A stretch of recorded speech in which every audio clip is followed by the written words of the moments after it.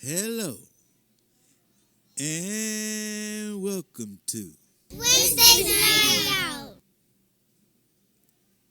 with your host Joseph, Turnpike Plaza 365 Rec Squad.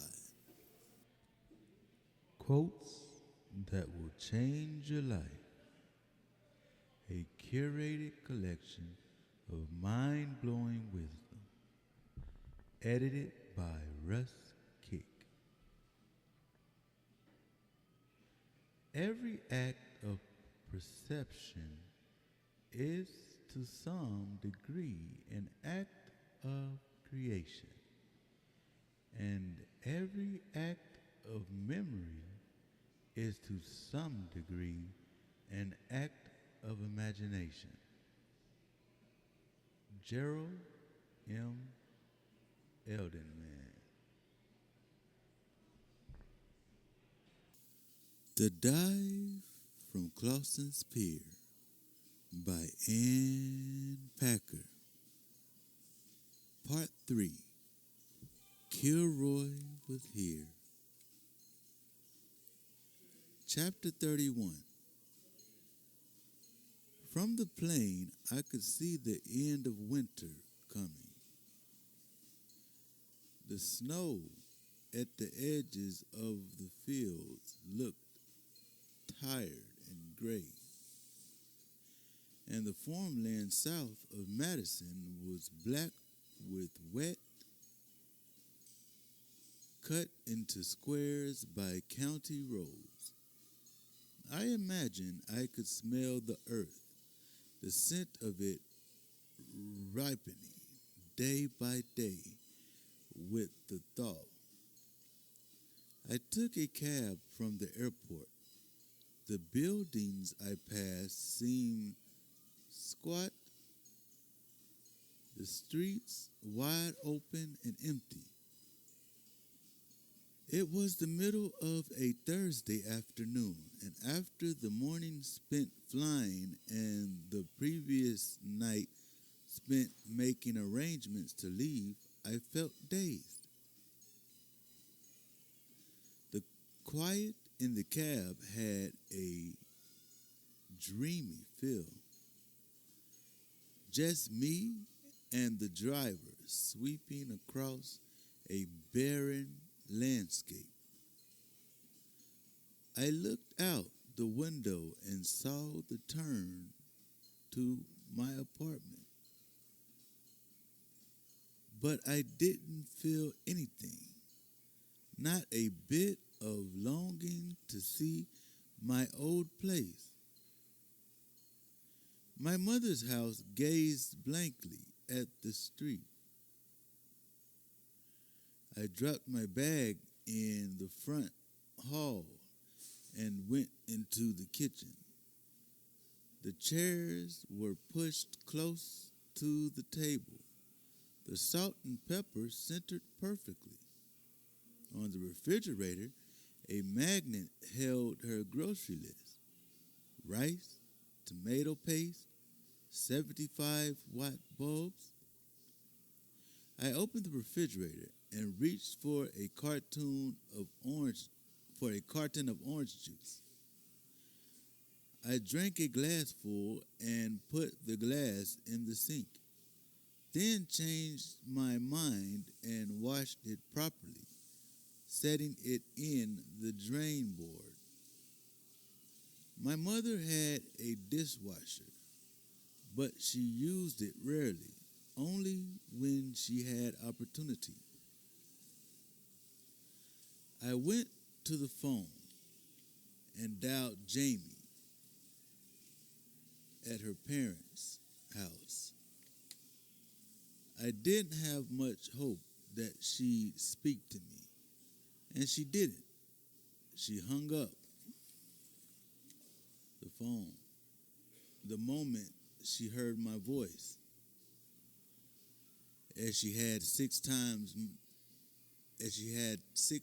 now, 4 yesterday and 2 today. I called Kilroy. I was just thinking of you, he said. What a coincidence. Not really.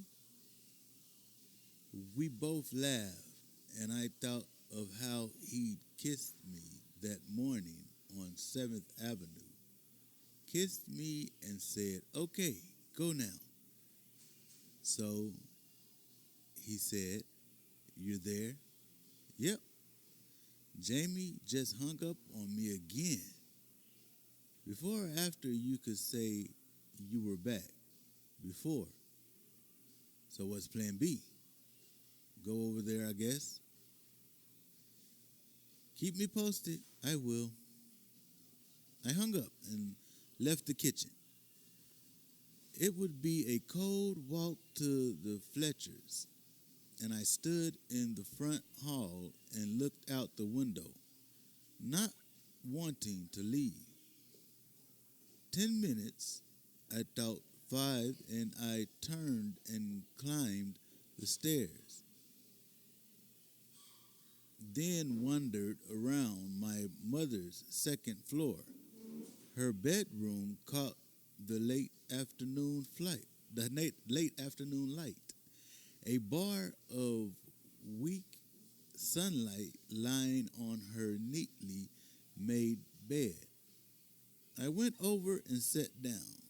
The house was cold, and I tucked my hands inside my sweater, then pulled them out at once, frozen by my own touch. I lay back on the bed. I'd been away less than a day, but my body felt bereft of Kilroy, a jangle of untouched skin. I wanted his hands on me, his scratchy face against my bare shoulder. He hadn't understood my coming back. "Why not write her a long letter?" he'd say. It was getting dark when I left my mother's, the early evening dark of early spring, a high, cool dark coming down from the trees, an eerie silence. The Fletcher's house was 10 blocks away, but I didn't pass a single person on the sidewalk. At one point, a car drove by, its lights flashing over me for a moment, and when it was past, I stopped walking and closed my eyes, overwhelmed by how still the evening was, how vast. The house was completely dark. Even the porch light was off. I used the brass pineapple knocker to knock, then rang the doorbell for good measure. No one was home. From my purse, I withdrew a little pad of paper and scribbled Jamie a note. "I came home. Please call me at my mother's." When I got back, my mother still wasn't there, and I went into the kitchen and put a pot of water on to boil. One of Kilroy's favorite things to make when there didn't seem to be anything at hand was spaghetti with olive oil and garlic. And I found a box of spaghetti in the pantry, even some fresh parsley in the crisper to sprinkle on top. When the water boiled, I turned it to low, not wanting to cook the noodles until she'd arrived. But she didn't. After a while, I decided she was having dinner with a friend, and I cooked a single finger's worth of spaghetti and sat at the table, looking through the morning paper as I ate. Back in New York, Kilroy was reading in his living room, or maybe reading in bed, or would he have gone to McClanahan's? I didn't like to think of him there, sitting alone at the bar while the place grew noisier and noisier. My mother came in a little before 10, her hand going to her throat in the split second between seeing me and seeing it was me. "Oh, Jesus," she said. "Good Christ, you scared me." "Sorry." We hugged, and I smelled the moisturizer she'd been using since I was a child. She had her London fog raincoat on, the belt knotted around her tiny waist. She set her briefcase down. "Is this because of Jamie? You know?" She gave me a tired smile. "I've been at the hospital since 6.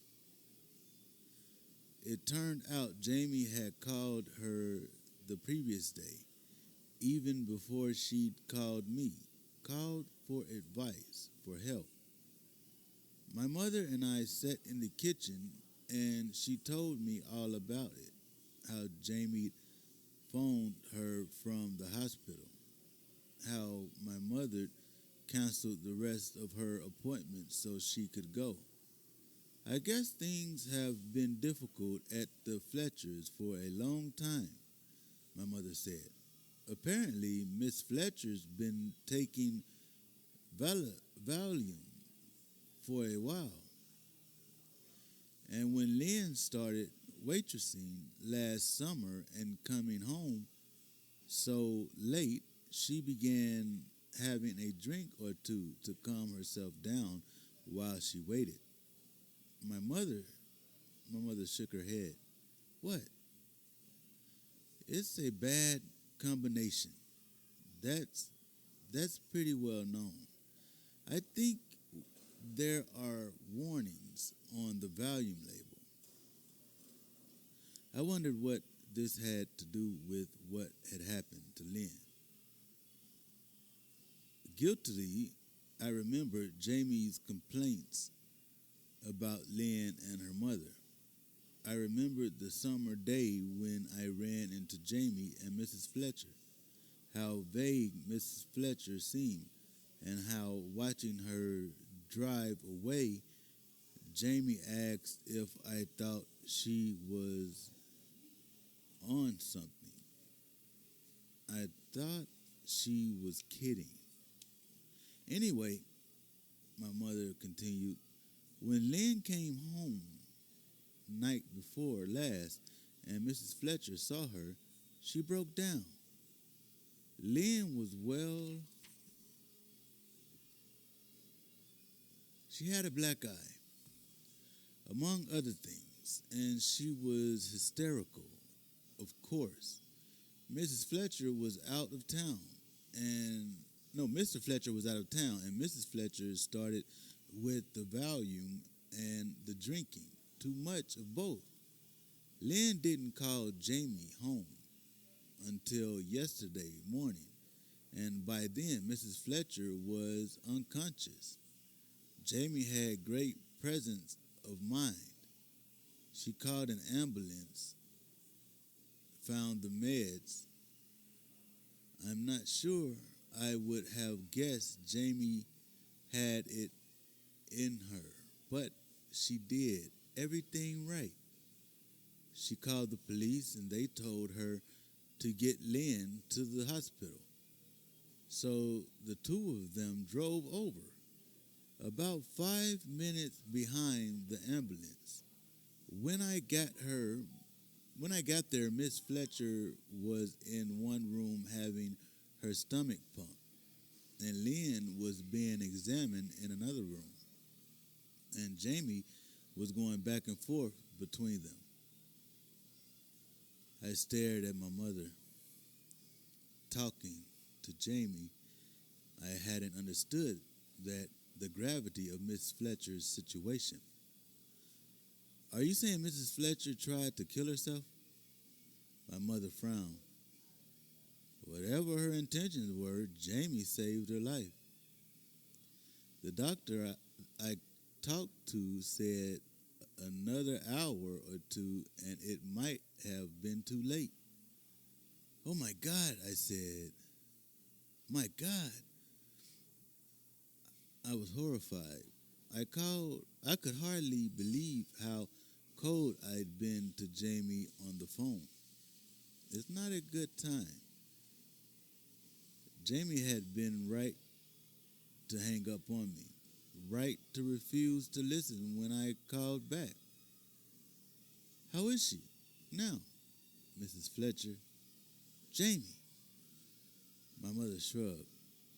As well as can be expected. Bill was there with her tonight.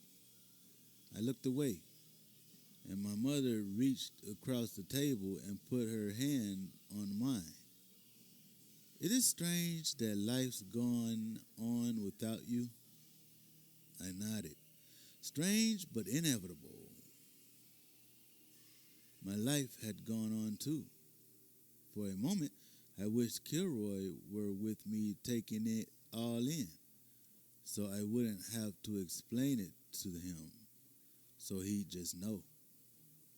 How would I be able to convey what it felt like to sit across from my mother knowing she knew Jamie better now than I did? How's Miss Fletcher? I asked her. They're watching her. I don't know what's going to happen. She bit her lip and sighed. She looked tired. She'd grown her hair out, and it made her face look smaller, more lined than I would have expected.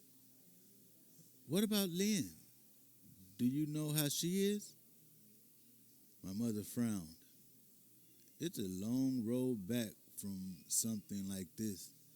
I guess she's okay physically. I nodded, nearly unable to ask my next question. Was she raped? Apparently not. I think you should hear about it from Jamie, though. My mother gave me a piercing look, and I wondered if she knew Jamie'd asked me to come home. Did she know I'd say no? She licked her lips, then stood and got a glass from a cabinet. She filled it at the sink and drank, her back still to me. I blew it when she called me, I said. She asked me to come home, and I said I couldn't. My mother turned around, her face full of compassion now. She knew. I've tried her a million times since then. She won't speak to me. What can I do? My mother set her water glass on the table, and then came around to my side. She gave me a pat on the shoulder. I think you know.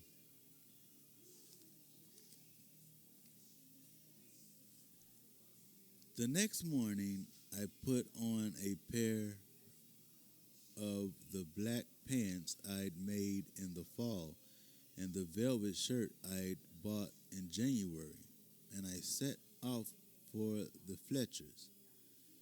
There were no cars out front, only Mrs. Fletcher's station wagon at the end of the driveway.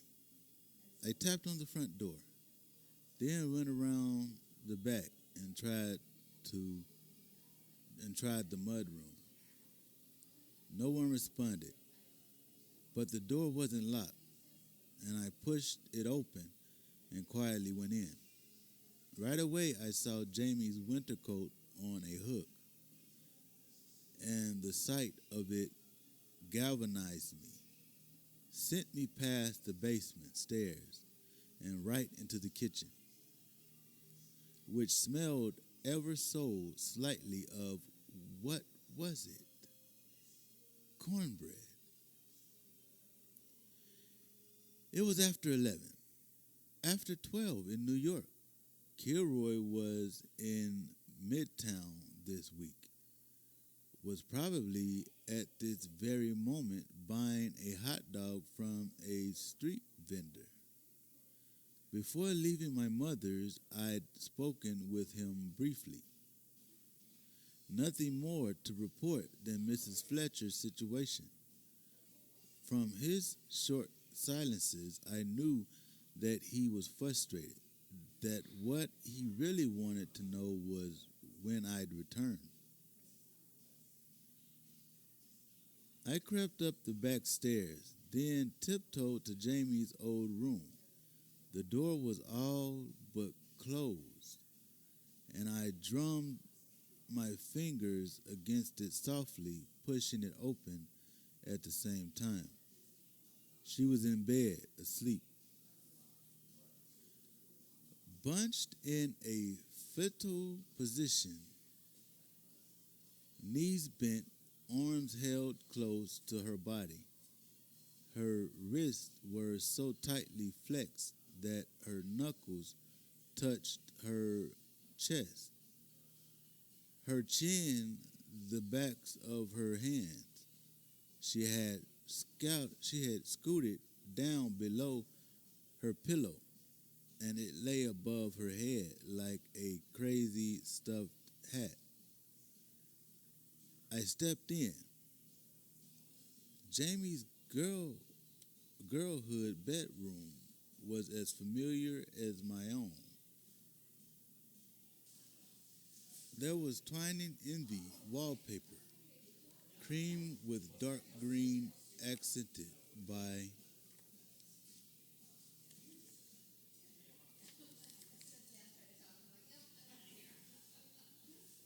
clusters of dark purple berries.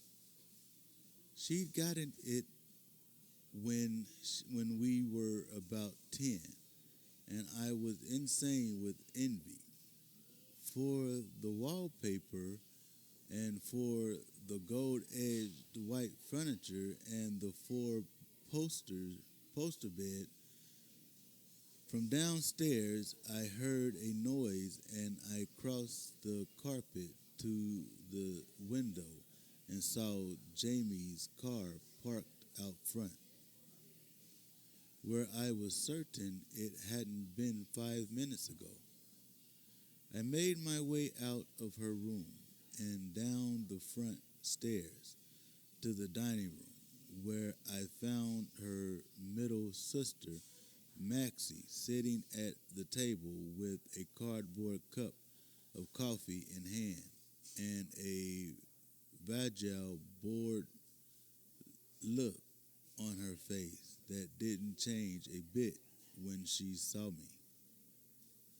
I barged in. I said. She shrugged. She had always been pretty, but was beautiful now, in a sulky, self-conscious way. She had a perfect tanning salon tan, and as we looked at one another, she brushed a silky strand of hair away from her face. Did she talk to you? She's still asleep. I pulled out the chair opposite her and sat down. She'd spent last summer in California, which meant I hadn't seen her in almost a year. How are you? How do you think? She took a sip of her coffee, and I wished I had one too. Something to hold. I said, I was really a jerk the other day, but I'm here now. Do you think she'll talk to me? She shrugged. I don't know. It's not just about the other day. What do you mean? Lynn told us about running into you out at that bar last summer. She was sure you told Jamie. She was hurt. Jamie didn't seem to care. I heaved a big sigh. She made me promise not to tell. I said lamely, Jamie thinks you should have anyway. I turned and looked out the front window. A crow hopped across the sidewalk, then stopped to peck at something. A moment later, a light blue Oldsmobile went past, just like Miss Mayer's. Was I going to call Mike while I was here? How could I? How could I not? Maxie reached for her purse and fished out a pack of cigarettes. She shook one up and lit it coolly, blowing the first smoke toward the ceiling. So how's New York? She said. Great. I have to say you look amazing. That shirt, I never knew you had it in you. I didn't. We watched each other for a time, Maxie's eyes wide, curious, unrevealing. She turned away first. She curled a look. She curled a lock of hair around her finger, and then reached for a section of newspaper lying at the far end of the table. So what happened? I said. Happened? To Lynn. She let go of the newspaper and shook her head.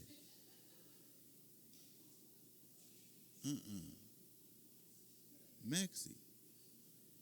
She stared at a point somewhere over my left shoulder and took a long drag on her cigarette.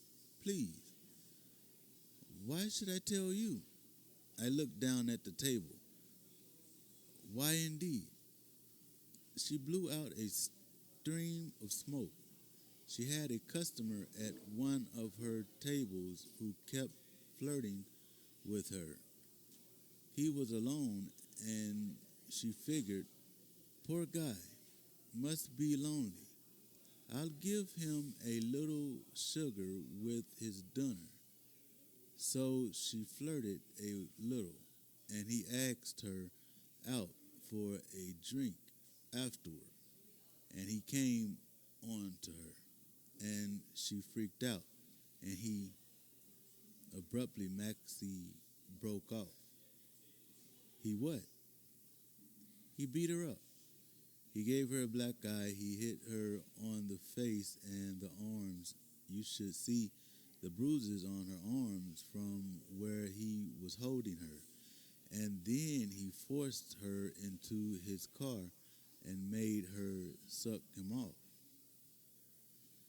I clamped my hands over my nose and mouth. Maxie gave me a fierce look.